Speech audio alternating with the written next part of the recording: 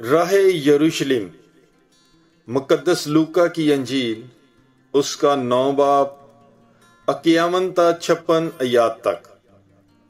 اور جب اس کے صعود کے دن قریب تھے تو اس نے پختہ ارادہ کیا کہ یروشلم کا رخ کرے اور اپنے آگے قاصد بھیجے، اور وہ جا کر سامریوں کے ایک گاؤں میں داخل ہوئے تاکہ اس کے لیے تیاری کریں، لیکن انہوں نے اسے قبول نہ کیا کیونکہ اس کا رخ یروشلم جانے کا تھا۔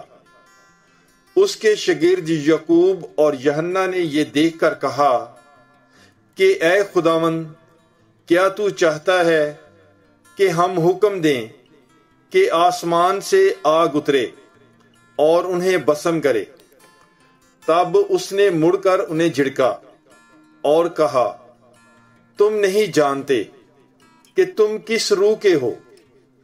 ابن انسان انسانوں کی جان ہلاک کرنے نہیں بلکہ بچانے آیا ہے۔ تب وہ دوسرے قصبے کو چلے گئے۔ پاک کلام کے پڑھے اور سنے جانے پر خداوند کی برکت ہو۔ خدا کا شکر ہو۔ God bless you. Bible is life.